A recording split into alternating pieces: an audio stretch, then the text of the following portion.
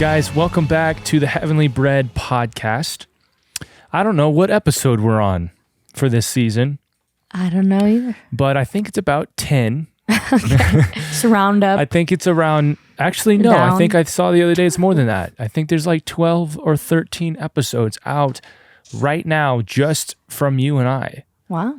And so, Really and I don't doing mean to say just, Right. you know, because More than enough. it's more than enough, I think. But guys, we're happy that you guys are with us. You know, last episode, I had a full beard. That's right. Wow. And, Reveal. you know, and so if you haven't seen it already, here it is. I've got a mustache. You know, everybody's asking me why I did it. You know, I'd say It's just the probably season. there's probably like 5 or 6 reasons actually. But you know, sometimes it's just, you just got to change things up a little bit. Keep it fresh. Keep it fresh. Fresh and bread. daily bread, if you will. But yeah, you know, I did the beard for a while. That's kind of my main look. I feel like in my Default. in my 20s at least, my default. But Hey, my hair's different too. your hair's different. My hair- Tell the people. I have some green bits hanging out. That sounds so gross. Just So sometimes Charissa. last time it was pink. Yeah, see, we both kind of, you know, we'll go through these creative spurts, if you will. Yeah. More so Charissa than I. Yeah. But I got creative and shaved my beard. you just never know what color hair Charissa is going to have. True. She comes into the prayer room. So it started out a little green streak, but then a couple days later, it was So like a little more green it was a little more streaks. green streak. And so Yeah. now it's a whole combination of colors. We love it. We love creativity. Yay. Express yourself, all that good stuff. Oh my gosh. Disney Channel. Just kidding. You know, both of us kind of have something unique to our hair. I wear my hat. Yes. I wear my hat a lot of times on the show, so you don't see it, but both of us got multiple colors going on. Yeah. All natural for both of us. Yeah. The amount of people that that I've run into in my life that have assumed that I dyed my hair a white streak down the middle. I don't know. I don't know if I give off that particular vibe. You don't. But people have assumed that nonetheless. And Amen. some people will know me for 6 months or more before they realize that it is indeed from God. Oh my gosh. This is amazing. Wow, what an Well, intro. anyway. Guys, we're happy that you're here tuning in with us in this episode. I figured, you know, we've been out and about here in Denver doing our thing. And recently, some of us, Charissa and I, some of our friends recently went and saw pretty good movie that's out currently at the time of this podcast. I don't know how much longer it's going to be out. We kind of saw it, I feel like, a little bit later than some of our other friends. But it's the new Jesus Revolution movie. Woo. And I don't know, I figured we would take an episode, talk about the movie. Charissa and I both were moved deeply at a couple of the scenes, but just really enjoyed it. And so, I don't know, I thought we would go through it. If you haven't seen the movie already, Spoiler alert. there will probably be a few spoilers. That's okay. It's based on a true story. So if you know anything about, you can know things about what happens in the movie and not have even seen it. But anyways, let's just dive into it. Let's talk about it. Jesus Revolution. First of all, if you haven't seen it, you should go see it. It's a beautiful Christian film, I guess. Usually, I don't know how you feel about this. Usually, I don't enjoy Christian films.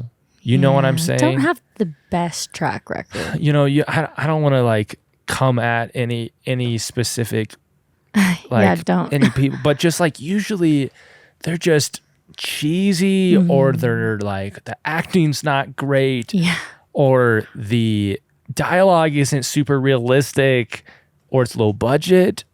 For all those reasons, maybe some more, I'm just like, gosh, I don't really enjoy this. Especially as someone who I really do enjoy movies. It's true. You know, Heavenly Bread Ministries. I mean, we're all about media and different forms of media, but that's one of my favorites is movies, storytelling.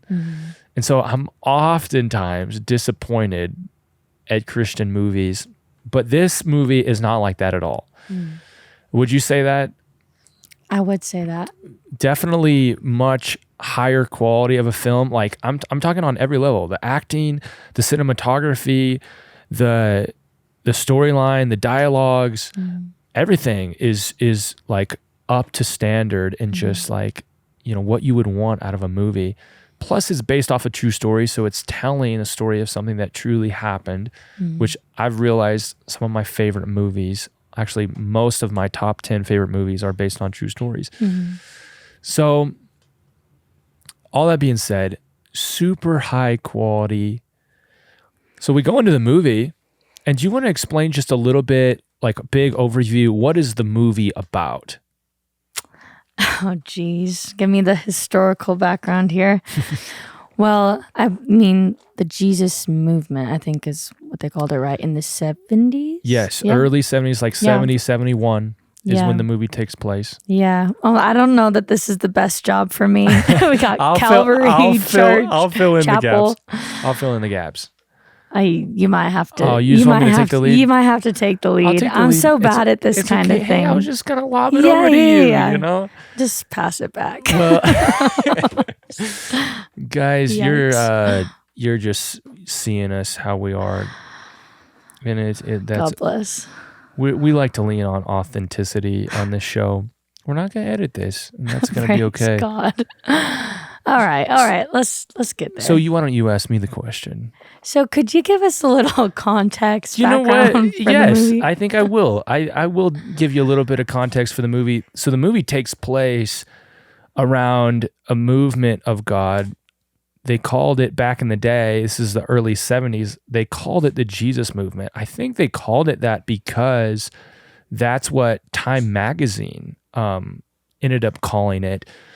So it was something that I believe started out in California amongst the hippie population. That was really interesting, getting a glimpse in the movie into just the state of our country in America during the early 70s. I mean, there were some distinct differences, of course, but then there were some like really profound similarities even. But so it was a movement of God that's kind of started amongst the hippies. There was a couple of primary people who were involved in this particular story. One guy, his name was Chuck. Chuck Smith. Chuck Smith. He was like this pastor of a local church that was kind of not doing so well. Then there was this other guy named Lonnie Frisbee, who was one of the hippie boys. Yes. And was like gifted by God and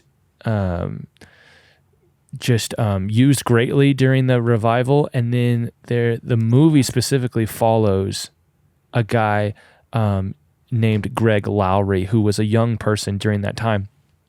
Anyways, so what starts in this local church kind of ends up expanding and hits really the entire nation during that time, so much so to where news stations and news outlets are coming from New York and all over the place to be able to write and like witness the move of God that is taking place. And a lot of people, look at that as the last great move of the Lord on that big of a scale here in America, which is the early 70s. And so I even have personal friends, really they're friends of my parents, but friends of mine too, who got saved during this Jesus movement. Yeah. Anyways, throughout the movie, you got to go see it. We're not going to walk through the entire storyline or anything like that. But I wanted to just like maybe talk about some of the things that really moved our hearts as we watched it. Because, I mean, we saw it in theaters together with a couple of our friends, and there was several scenes, probably 4 or 5 scenes that moved me to tears. I don't know what you would say for yourself. What gripped your heart, Charissa? Just, you can talk about specific things or general theme from the movie as you watched it. What touched you kind of as you were watching? Yeah. Well, I mean, I think in the first part of the movie, the initial thing that we're being struck with is basically the state of the church and the state of the generation being uninterested in what the church has to offer. You see this stale, dry religion that is only wanting certain kinds of people in the building, is pretty lifeless in the church itself. And you have an entire generation of young people seeing that and being I'm not interested in what this is offering to me. Right. You also see the context of, they talk a lot about truth seeking. You see a generation that is trying and doing everything, looking for the truth, looking for what can fill the void or give meaning to their life, and this desire to see love and to see peace. Well, I want to hit on at what you just said. That was one of the most powerful scenes for me. It was early in the movie, but it was whenever the older pastor guy, what is his last name? Chuck Smith basically has a run-in with the main hippie guy, and his name is Lonnie. They sit down together, and this is kind of Chuck's first interaction with someone from this generation and someone from this demographic. You see earlier in the movie, he really doesn't understand these type of people. He really feels seems like there's so much distance, like they have nothing in common. But then Lonnie sort of opens up his heart and helps Chuck realize just the similarities that they do carry. And it was amazing the way that they illustrated this in the movie, where they showed this generation of young people that was seeking after drugs or love and camaraderie amongst their peers, acceptance, who were protesting against the war that was happening and pursuing these things that were really looked down upon by the older generation. Lonnie opens up and kind of makes this point that deep down within their hearts, they are actually crying out, whether they realize it or not, for the things of God, for things that had been written on their hearts from eternity past, because they actually do carry the likeness of the Lord, and their hearts are crying out for something deeper, for meaning, for acceptance, for home, a family, a home, for the truth. And so they were looking for it through, psychedelic drugs and this group of people, their peers who were just accepting of them where they're at. But what he helps the pastor realize is that this is the same thing that that Christianity, that Jesus, that the church, they offer them in their greater forms. These young people are looking for them in other outlets. Yeah. It was powerful the way they illustrated this, and kind of you watch as the gap gets bridged between Lonnie and his generation and Chuck and his generation. Yeah. All of a sudden, Chuck's heart is opened to the young people and to the hippies. Yeah. Which sort of sparks the whole thing. Yeah. Yeah, I think that's one of the things that in the film, like Lonnie says early on, I think it's at that kind of initial conversation where he talks about how they're the lost sheep needing a shepherd. Yes. And then, like you're also saying, we see like the hearts of the fathers turning to the hearts of the children, and vice versa. And you just see the transformation even in their church services, where he begins to be like, this is your home. This is like the place that you can come and find what you're looking for, essentially. And so you see, I think, just like these kind of walls of hostility being broken down. And just realizing the commonality of the Lord and his love. So I think that was kind of the initial thing of there's a generation that is actually hungry for the things of God and they don't know it yet. And we actually have the answer to all the things that they're looking for seeking out, but we've missed because of how the expression of that looks and the things they're looking for them in. Like, you see how just like the older generation failed to notice that the things they're actually searching for are actually good, and that we can offer them the like you said, the true form, instead of just saying that quest is wrong, but actually like we have the answer for your quest.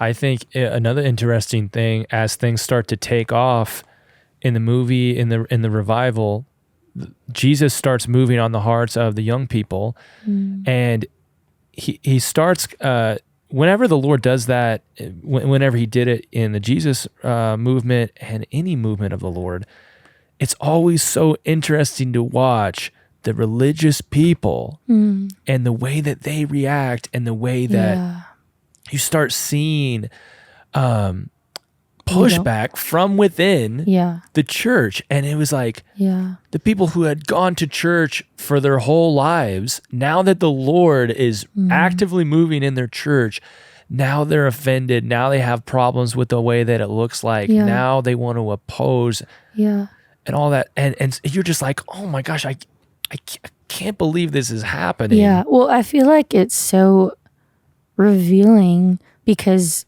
I mean, and this happens in real life, obviously this is a real story, but like these young hippies begin to come into the church, and you see, like, I think in particular in the movie, basically one like couple leave because they're mad. And it's so revealing that the thing actually that the Lord desires for like children to come into the fold, for people to be restored and reconciled to him and to like come to him and be part of his family, is the thing that triggers them to leave. They're like, there's people coming in, and because they're different, or we don't respect them or whatever, we actually get mad and go somewhere else, instead of rejoicing at the fact that Jesus is actually like getting his inheritance. And it's wild.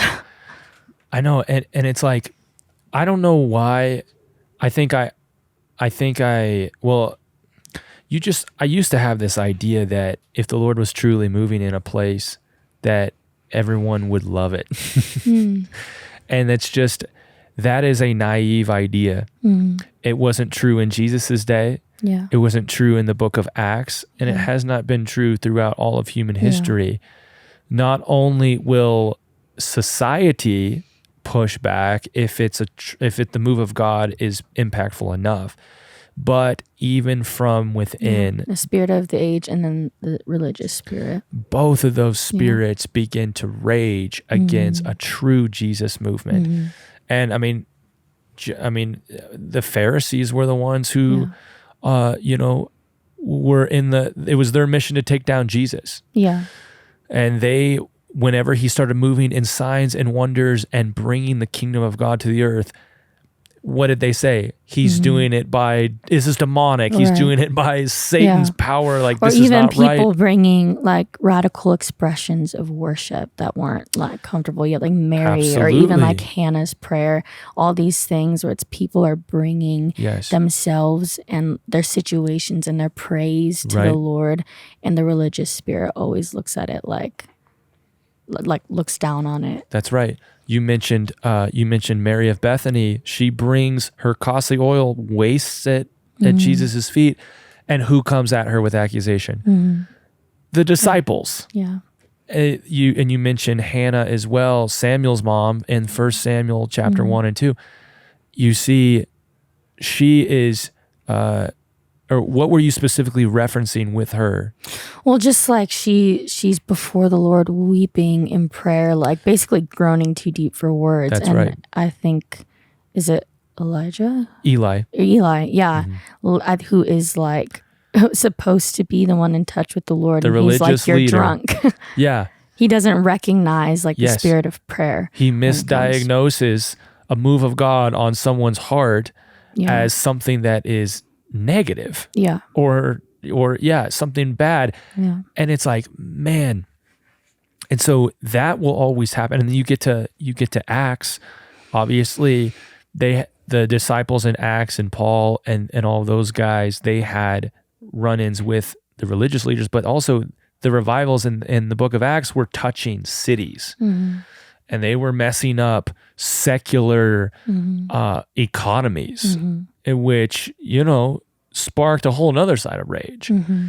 And so this is actually part of living truly for the Lord. Mm-hmm. This is part of being a part of a true movement of God. Yeah. Is you're gonna experience pushback, both in the church and outside of it. And those dynamics are hard. Yeah. And like if you're on the side where you're in the church already, you have this choice to embrace or to push away people who are seeking the Lord. And at that, it's the same scene where he's like, the door is open to you, but it's open both ways. If you want to leave, like you can leave. That's right. And the one couple gets up and leaves, but there's one man who actually, they're like, because they've been sitting on opposite sides of the church where it's like the church people and the hippies. Yeah. And he gets up and moves and like sits with them and like puts his arms around them. And I think that was one of the things that moved me a lot, was embracing those who are coming in to seek the Lord. Yes. And that also has the generational aspect of like a father coming around the children, and we need that.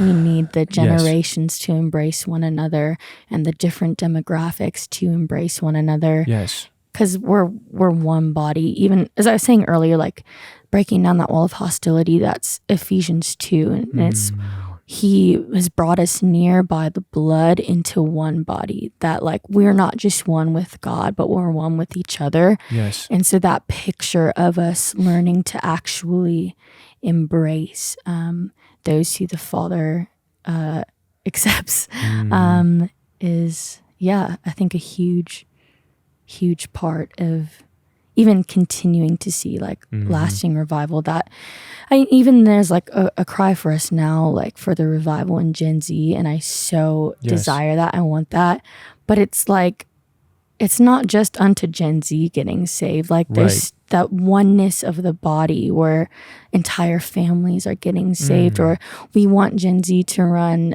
but like we're all one body still. We want the generations' hearts turned to one another. Yes. And we're all going there together. We're all going after him, the same goal, his kingdom together. And it's not just isolated to one generation. Even when there's a particular focus maybe on a generation at a specific time, it's still ultimately unto the unity of the body. Absolutely.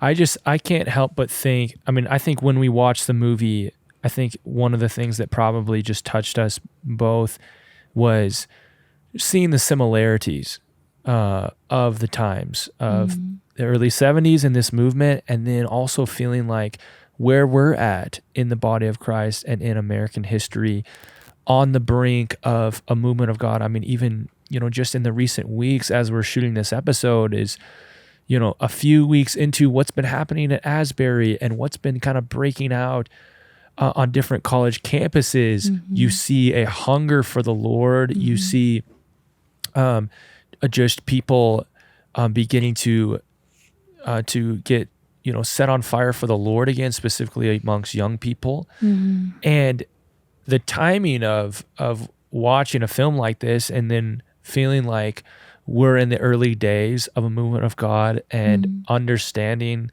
the scriptures point to of course, a much greater movement of God than what we're even seeing right Yeah. now. Knowing that the things we're watching, the choices, like you said, of people being able to come in or even leave, Yeah. all of those decisions are before us even now in this hour, and are going to be even more so.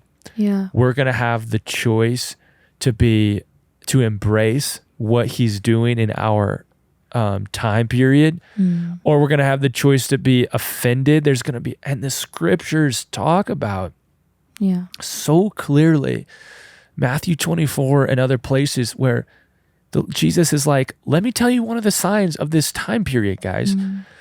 There's going to be so many people that get offended. There's going to be so many people who decide, I'm not down for this. I used to be in with all this. I am now offended. I'm falling away. My love is growing cold. At the same time, the gospel's being preached to every nation, and people are coming to know the Lord like we've never seen before. Yeah. And so to me, I truly believe we are going to witness a move of God that far surpasses what we saw in the early 70s. And so I was just getting touched by, man, all these different things are going to, I think we're seeing them in part now. We're going to see them even more in our age. And that's what we're contending for. Yeah. As intercessors as well. Yeah. And just like kind of final thing on this specific topic, like who knows what would have happened or what it would have looked like if there weren't someone like a father like Chuck Smith to actually embrace and give space like for the young people to have this experience. Because then, I mean, the Lord's sovereign and, would have done whatever. But you just think if there weren't a father willing to receive and even just shepherd kind of all these people coming in and, not perfectly, but, still being willing to even take that step is so huge. Like we need fathers and mothers who are ready to embrace and help guide like younger ones coming in. Absolutely. Yeah.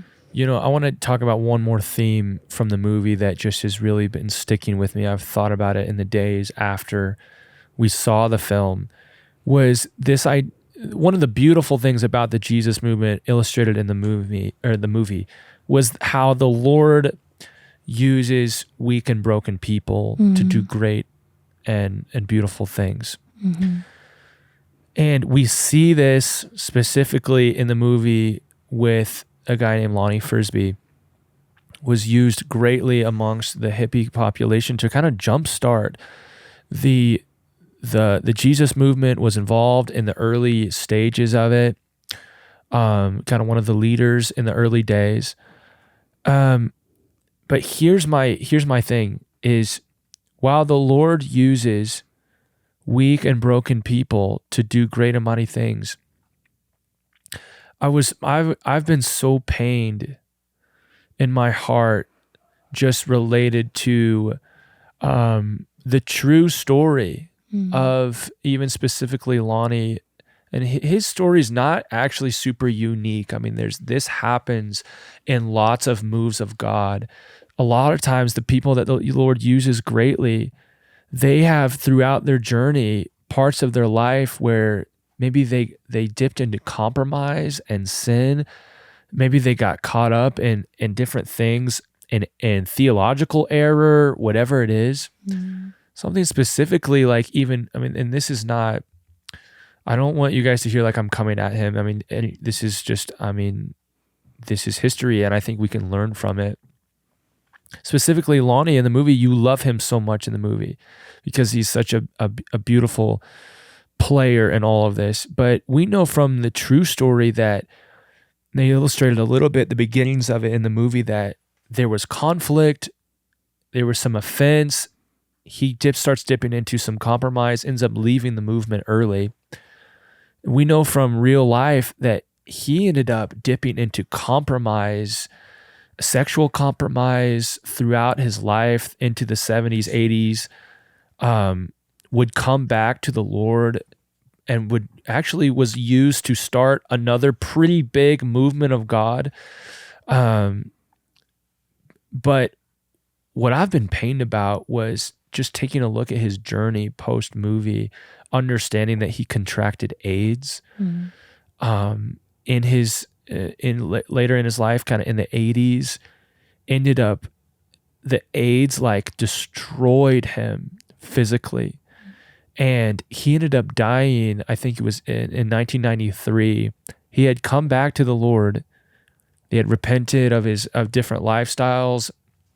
However, it was like the compromise that he did dip into opened the door to disease, to sickness, to a real enemy that probably was just looking for opportunity to take him out because of the way that he was being used for the kingdom of God. And he died way too early. I mean, actually, if he lived to a ripe old age, he could be alive today. He would be like probably in his 90s or pretty old, but like one of the young people in the movie is still alive today and kind of in his 60s and is a pastor in California. So he should be, I think he would be like in his late 70s, 80s, maybe 90s, I don't know. But if he died of natural causes, but instead he died way too early because of the disease that he got through compromise. And they illustrated this in the movie. There was one scene, I don't know if you remember this, but where they were trying to illustrate that things were starting to get a little bit weird with Lonnie, but one of the characters found him outside during the night around a fire, like begging God, would you still use me? Would you keep using me, Lord? And this, like with tears in his eyes, and the Lord would use him. But this is something that I feel like have the fear of the Lord for right now in this window of my life. I do not want the life that Lonnie lived. I understand just where I'm at in my journey, that everybody is capable of falling into compromise. Everybody.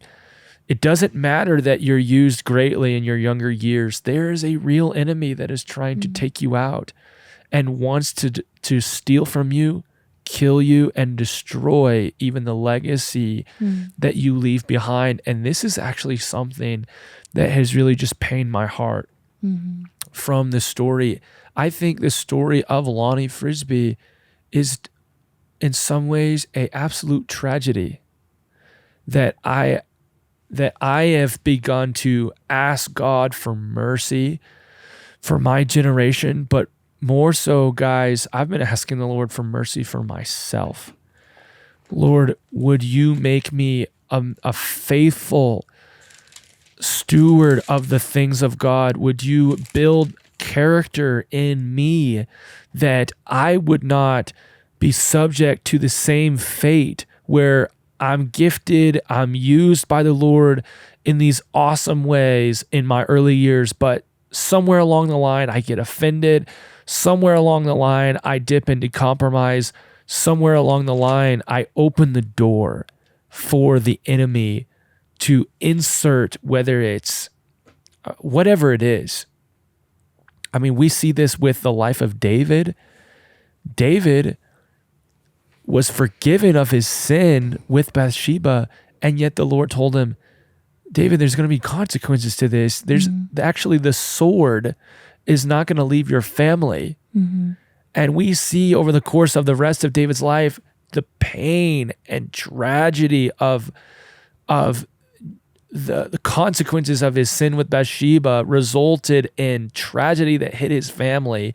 I believe because he opened the door to an enemy that wanted to take him out more than anything. And so he had to deal with terrible consequence. And guys, so I have a sobriety and fear of the Lord over this. I feel like I talked a long time. I'm trying to articulate some of the things I'm feeling, even through Lonnie's life. it's so beautiful the way that he was used. And yet I'm praying, Lord, would you raise up a generation of faithful believers who don't have to go down the same route as him, but would walk with you all the days of your life. I don't know, Charissa, like maybe piggyback on some of those thoughts. Yeah. What are you thinking? Yeah, no, I think that was something similar I walked away with. Not much was really shown in the movie, but just I think that sobriety and fear of the Lord, and that desire to be kept by him, that's something I pray a lot is, Lord, keep me. Because you hear so often of people like on fire in their 20s, and then you give into compromise, you get hardened by whatever, and either people fall away altogether or just dip into massive compromise. And the Lord is so kind to restore. And he restored Lonnie. Lonnie died in relationship with the Lord and repented. But that didn't take away the consequences of his sin. And I think even just desire to represent the Lord well. And I know that's something I can't do in my own strength. That I don't need flex to impress God, whatever. But there is this sobriety to just even the thanksgiving, Lord, for what you've done, and just the desire to stay in step with that and to live a life like in a manner of life worthy of the gospel of Jesus. And I was just even thinking, there's this verse in 1 Corinthians 10, and it says, therefore, let anyone who thinks that he stands firm take heed lest he fall. And I think that's just like, if you think you stand firm, like if you're not worried about wavering, still like be of sober mind. Make sure you're not indulging or flirting with certain like sins or compromise or whatever it is, because no one is immune from the possibility of falling away. And it's even, we kind of talked about this, I don't know if it's our last episode or a few episodes ago, but Hebrews 3 it's quoting, but today if you hear his voice, don't harden your hearts. As long as it's called today, like speak the truth to one another, like lest any of you have an evil, unbelieving heart. There's so many warnings in the Bible about like enduring to the end, taking guard that you wouldn't fall away. And I think that's something we just need to, we don't not be crippled by it and have fear over something that, is whatever. But I think sobriety is the word. Yeah. And to keep that fear of the Lord, as much as there's delighting in the free gifts of grace and the gospel, to also like always keep before you his holiness and just the fear of him as God. There's more familiarity as we grow in intimacy, but there's always like, this is the Lord. And again, this is the prayer I pray is, Lord, keep me, because it's not, I can't keep myself. The Lord keeps me, but there is a heart that responds to him and stewards the gift that it's been given and stays humble and contrite before the Lord and doesn't get prideful and arrogant and boasting, thinking that we can do anything apart from him. But I think just these stories aren't uncommon. And I have such a desire. I'm like, Lord, I don't want to fall into compromise. I don't want to like get too swayed by if success comes or if this comes, or I want to be faithful with what you've placed before me, but it's only by your strength and by staying looking at you and listening to your words that that's a possibility. But I think especially you can have an anointing, and that doesn't mean that you have that intimacy with the Lord. That doesn't mean you have the fear of the Lord. You can operate in an anointing that is given by God, and God will use you to reach others. But you're still responsible for stewarding your heart and staying tender before him. That's right. So yeah, I think that's such an important takeaway from the movie. It's just stay tender to the voice of the Lord and to his correction. Yeah, guys. So I hope you take away some of our main overviewing thoughts of the movie. We thought it was so beautiful to see. I actually didn't know much about this move of God, and even I don't. It's not like I spend a lot of time looking at the hippies or the early 70s. Like I just haven't. I see it in movies, and I guess learned about it a little bit in history class back in the day. Oh, wow. But when was the last time you thought about that? So it was so cool to see all that. It was beautiful to see the move of God illustrated. So many aspects that I feel like are applicable to today. But then, it was also hard watching and knowing a couple of the storylines of, like we mentioned with Lonnie, where things didn't pan out the way that you would want them to. And there was tragedy involved. Yeah. And so I'm believing, after watching and walking away and thinking and dialoguing with the Lord, I feel two things. I feel like a fresh encouragement and like, wow, Lord, this is in your heart, and even more so to do again in my day. But then also I'm like, have such a sobriety to pray for myself and for my generation that, Lord, would you raise up even young leaders who would lead in this move of God that is here and coming, but would be faithful, that you would hold and they would walk in righteousness. That's what I want to be. Yeah. And so, I hope that if you're listening, you begin to ask the Lord for those same things as Charissa and I are. We are not above falling into compromise, and neither are you. And so take heed, as the scriptures say, and take heed to the words of Jesus. He who endures to the end will be saved. And so there's something about walking with him all the way through. It's not enough that you were on fire in your early days. Yeah. We want to be ones that run the race and finish it strong. So, it's interesting to me that I feel like he's alerting young people right now to this. Usually, I don't think it's a natural thing for people in their mid-20s to think about the end of their race.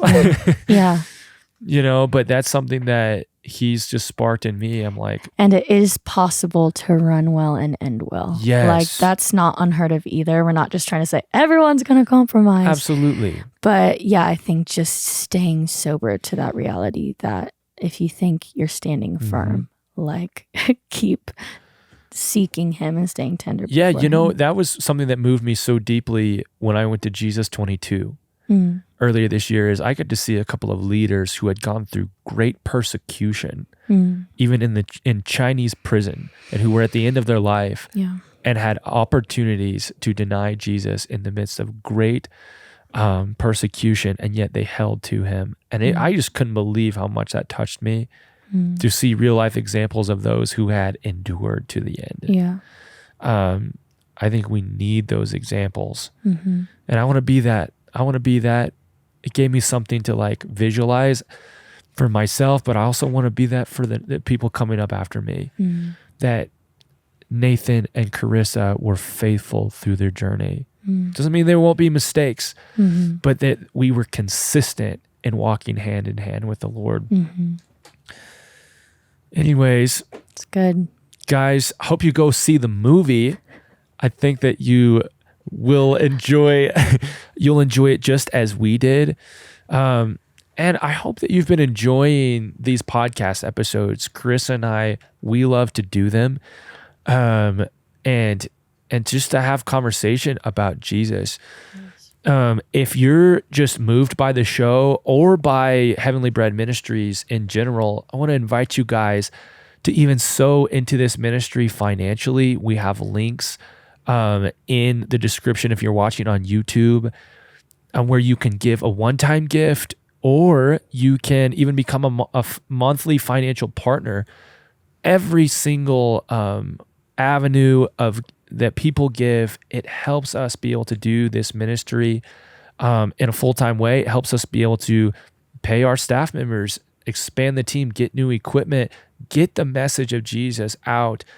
And so I want to invite you, if you feel stirred in your heart, to sow into this ministry. We couldn't do it without the generosity of believers. That's right. So, well, I think that pretty much does it for this episode.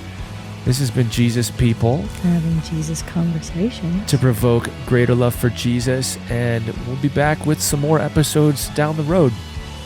See ya.